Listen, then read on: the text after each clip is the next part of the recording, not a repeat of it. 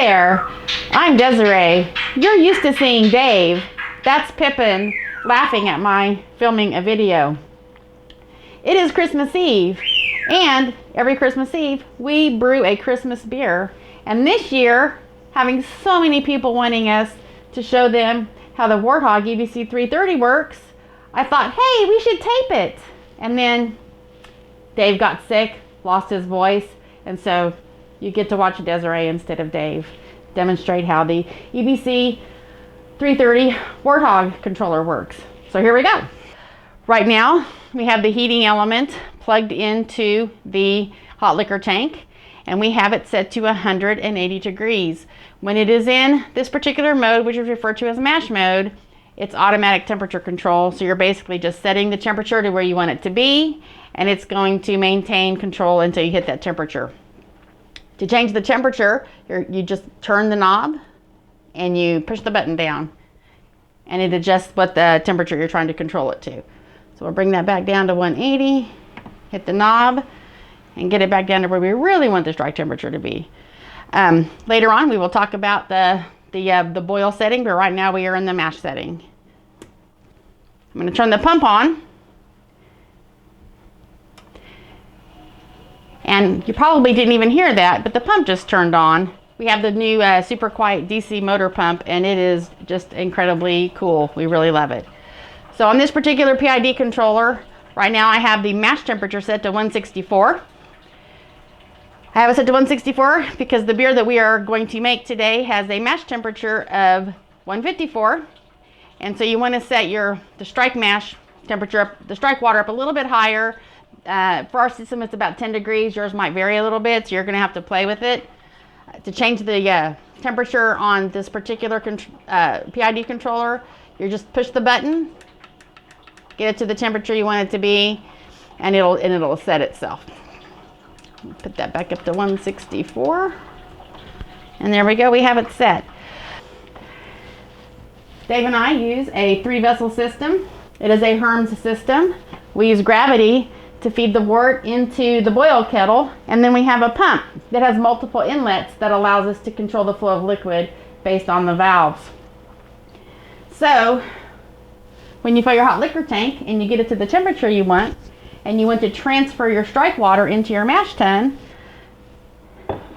you're going to open this valve.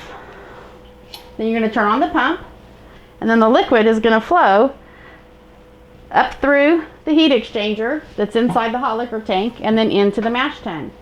You let it transfer until you get to the volume that you want in your mash tun. Then you turn the pump off and you close the valve.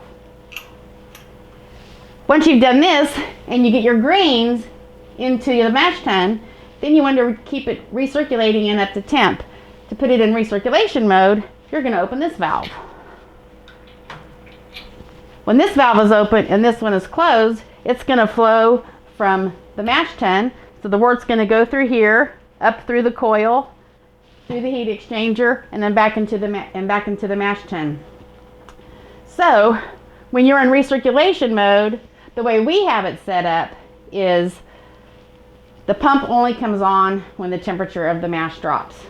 This has some advantages because then you can keep your hot liquor temperature at a much higher set point. So if you wanted to do something like step mashes, it would make it much quicker, much easier to raise the temperature of the mash for a step mash. So we like our setup a little bit better than a lot of standard Herms systems. When it comes time to do the boil, we're going to transfer this hose over to the boil kettle, and then this valve gets opened, and then this valve gets opened, and then you turn the pump on, and it's going to push all the water through into your mash tun, and it will drain through gravity into your boil kettle. One other thing that I should mention is we want to maintain a level an inch or two above the mash in the mash tun. So you'll want to adjust your valves so that you're keeping it about an inch or two above what the mash is in your mash tun as it's draining into the boil kettle. Also, we no longer need to heat the hot liquor tank, so I've turned the heat off, and I'm going to move the plug over to the boil kettle. Once the level of the wort is sufficiently above the heating element, you can turn the heat back on and get a head start on heating up your wort. Okay, we are going to show you how to switch to boil mode. You're going to want to put it in boil mode when it is time to boil the wort. So you just press down the button for a few seconds, lift it up. You're going to see that it says mash. You're going to turn the knob and it's going to say boil. Press the button again. P is 100% power. You'll notice that the light just does not modulate at all. That means it's on 100% all the time. If you take it down to 50%,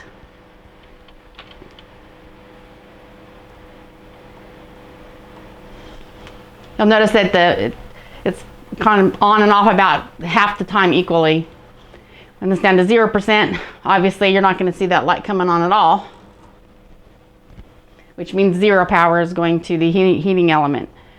We typically keep ours at about 70 when we're boiling, about there.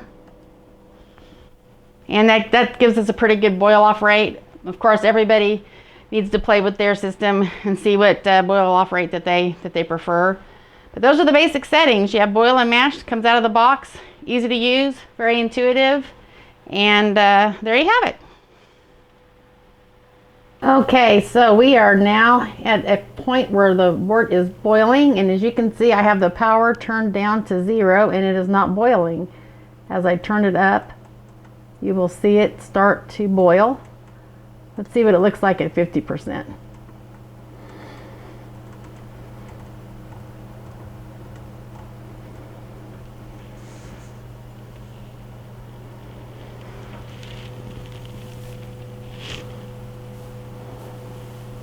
Okay, now let's move it to 100%.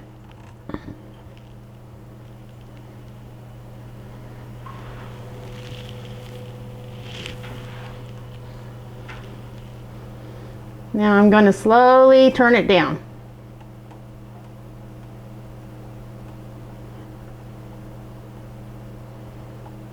We'll go down to 70%.